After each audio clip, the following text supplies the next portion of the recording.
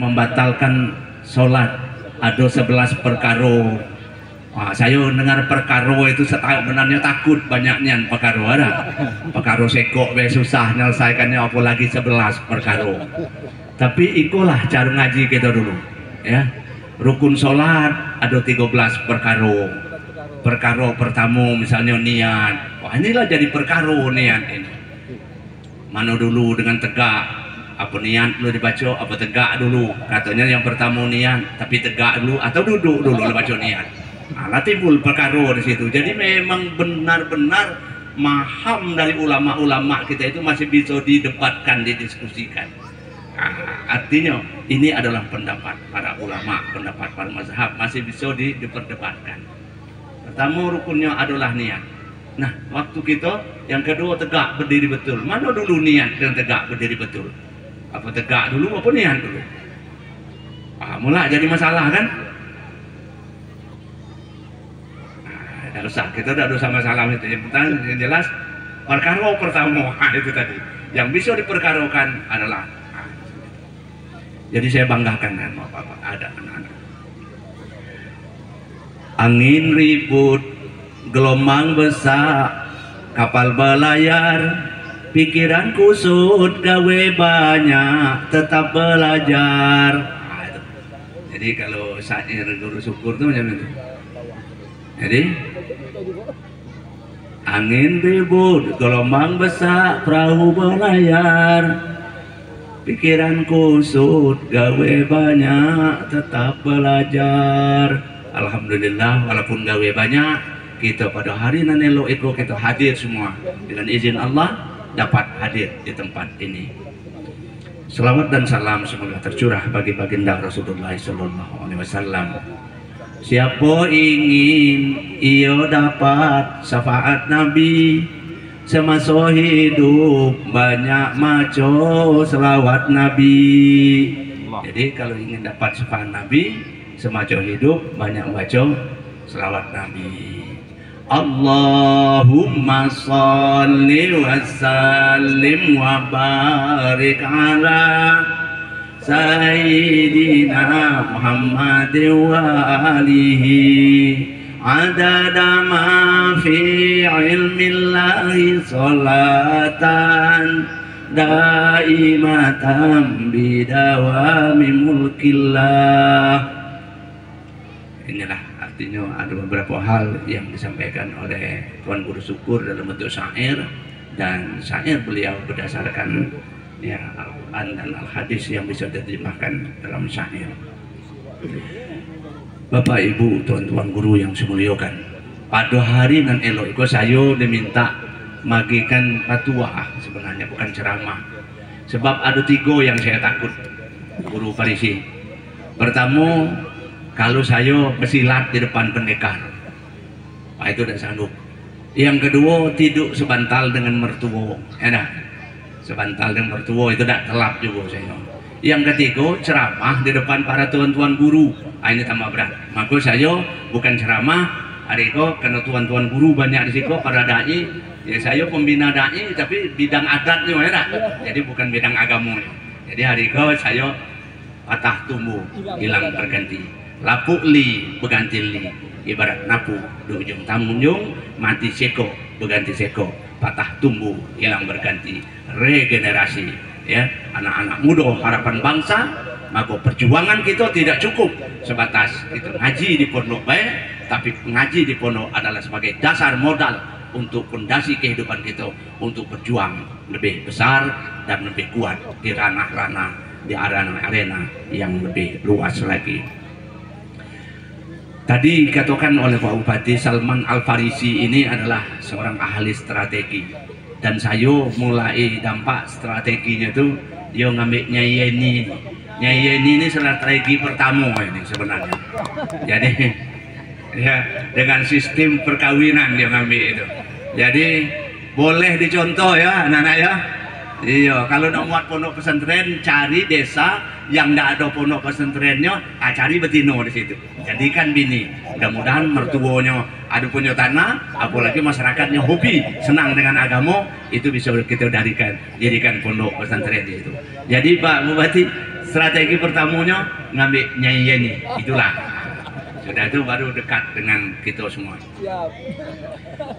Aduh Nyai Yeni kok. Aduh, alhamdulillah Nyai. Ya.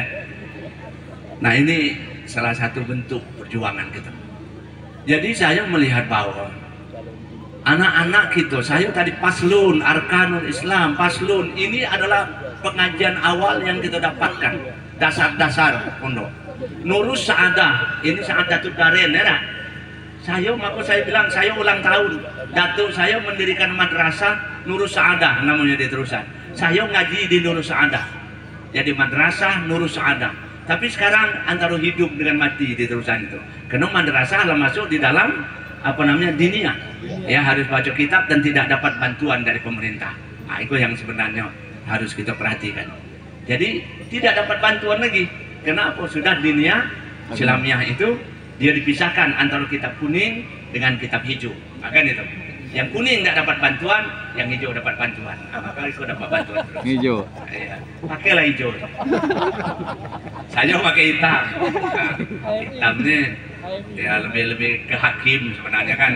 Ya, jadi agak tegas sedikit itu gaya kan, walaupun tidak tegas. Aduh, Datuk dari Palestina, ini saudara-saudara. Jadi Nurus Sa'adah ini kan sebenarnya kalau di terusan itu Nurus Sa'adah. Di seberang adonya Nurul Iman, di anunya ada lagi Datuk Masjid Hakim, itu juga mendirikan berdasar. Jadi orang tua dulu punya budaya. Maka tadi saya terkenyut dengarnya bahwa ini Minhajus Sa'adah diberikan oleh gurunya dari pondok pesantren Sa'adatul Darain, ya. Nah, Sa'adatul Darain, Datuk saya juga dulu alumni Sa'adatul Darain. Kiai Haji Abu Bakar itu alumni Sa'adatul Darain. Maka dia mendirikanlah madrasah Nurus Sa'adah. Sekarang antara hidup dan mati. Saya mau pikirlah dari tadi di situ. Macam mana nak hidupkan itu. Kenawat ada dari ilmu pondok, tentu kaki belajar dengan orang-orang dari pondok. Mudah-mudahan berasa itu bisa hidup. Itu sebagai zuriat dari Kiai Haji Abu Bakar yang umurnya sebenarnya lebih tua daripada Kiai Abdul Syakur, ayah daripada Hasan Syakur, datuk daripada Bapak Bupati itu. Jadi yang termasuk Kiai tuanya di terusan dulu, di terusan adalah Kiai Haji Abu Bakar, Kiai Syukur, Kiai Haji Masjid Hakim, tiga itu. Dan ini alumni pondok yang tamat di seberang. Kiai Syukur pergi ke Banten, ya dapatlah syair-syair itu tadi. Ya, Kiai Abu Bakar ke Mekah, 2 tahun di Mekah, belajar dengan guru Zaharuddin di Mekah. Balik sini yang dulu guru Zaharuddin tinggal di Tepung. Nah, itu gurunya di Masjidil Haram, kata beliau itu. Ini sejarah. Nah. Ternyata apa yang diharapkan itu adalah riak gerak dari anak-anak muda, ya. Jadi berjuang itu akan nampak. Yang ada di depan-depan anak-anak semua ini, coba diperhatikan siko-siko, ini sebenarnya aktivis waktu muda. PII, ya, Pergerak Pelajar Islam Indonesia, berdiri tahun 1945, itu pelajar yang mendirikan. HMI, Himpunan Mahasiswa Islam, itu 1947, itu mahasiswa yang mendirikannya. Apalagi yang kita lihat, Budi Utomo, ya, itu juga anak-anak muda. Bung Tomo, 10 November Hari Pahlawan, itu juga gerakan anak muda. Sudah itu ada lagi tahun-tahun reformasi, ya, itu gerakan mahasiswa pelajar. Artinya pelajar yang punya aktivitas yang positif, yang bisa menggerakkan dirinya ke arah kebaikan, ini akan jadi pilar-pilar penegak bangsa. Nah, apalagi yang ini tumbuh dari pondok-pondok pesantren, ya, yang tumbuh dari pondok-pondok pesantren, itu yang diharapkan. Ini ada yang dari pondok pesantren, setelah dia masuk perguruan tinggi baru dia banyak berbuat, ya. Tapi waktu di pondok, sehingga saya yang menemukan kiai yang bergerak itu adalah kiai kita, Kiai Haji Wahid Hasyim, ya, pendiri NU itu, yang dengan jihadnya itu. Nah, ini menggerakkan para santrinya bergerak. Artinya anak-anak kita jangan, maka Nabi Ibrahim kita lihat, Rabbi habli minas solihin, doanya, ya Allah anugerahkan kepada kami anak-anak yang soleh. Anak-anak yang soleh yang dimintanya. Rabbana hablana min azwajina wa dzurriyyatina qurrata a'yun waj'alna lil muttaqina imama. Ini doa orang tua untuk anak. Tapi doa anak untuk orang tua, Rabbighfirli wa liwalidayya warhamhuma kama rabbayani shaghira. Artinya doa anak untuk orang tua, dia melihat bagaimana ayah emaknya menyayangi waktu kecilnya. Kalau kita tidak sayang waktu kecil, maka doa anak kita dengan kita macam itu juga jadinya. Karena sudah dibuat kama, bukan kama Padang. Kalau kama Padang kemana? Perginya dah. Ikut kama Arab. Seperti apa? Kama rabbayani shaghira. Seperti apa kita memperlakukan anak kita? Kalau kita memperlakukan anak kita masuk pesantren, diberikan dasar-dasar keagamaan yang kuat, tahu dengan halal haram, tahu dengan batal dengan sahnya, sholat batal. Kalau tadi yang kelima tadi yang dibaca siapa? Nampak apa tadi? Aurat, terbuka aurat. Tidak sengaja ya, sengaja. Nah sekarang pertanyaannya, kalau terbuka aurat, ada anak-anak muda gini pakai celana levis, pakai baju kaos singkat, dan itu begitu dia rukuk, kan nampak belakangnya tuh di bawah punggung ini nampak. Batal apa tidak itu? Itu perkara yang kelima. Kan itu. Artinya tadi memang perkara jadinya, ya perkara yang kelima yang membatalkan sholat adalah terbukanya aurat dengan sengaja atau tidak? Dengan sengaja. Nah sekarang kalau ya ruku nampak auratnya, batal apa tidak? Batal. Sengaja apa tidak dia? Wah, jadi masalahnya dialah tahu. Maka pendidikan ini sebenarnya harus diberitahu yang membatalkan sholat, sehingga anak-anak muda kita sudah tahu kalau dia memakai baju yang singkat itu, rok singkat, baju jarang, keriting rambut, di akhirat ular lipan berebut-rebut.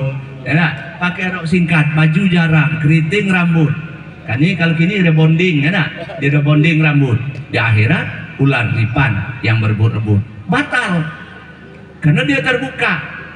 Nah kalau seandainya kasusnya terjadi lain lagi, kan biasa kalau bulan-bulan puasa sudah asar mandi nak maghrib itu orang tua tapi kalau anak muda dah pakai kain, tapi maaf tak pakai celana kolor datuk tadi kan itu.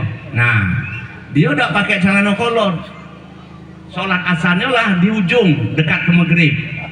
Punya cucu umur 2 tahun 3 tahun. Waktu datuknya takbir Allahu Akbar, amulah cucuku baring dekat-dekat kaki datuk tadi kan. Nah akhir baring termasuk ke kain datuk, ada yang kena anak-anak.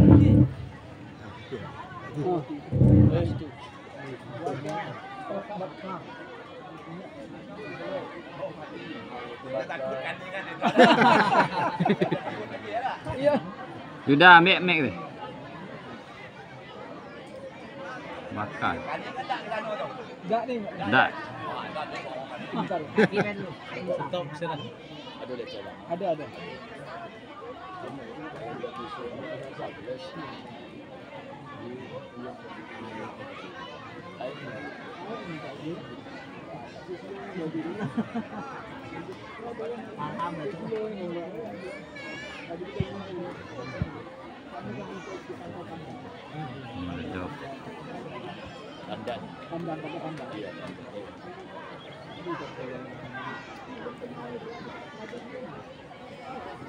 Tidak dipersiapkan.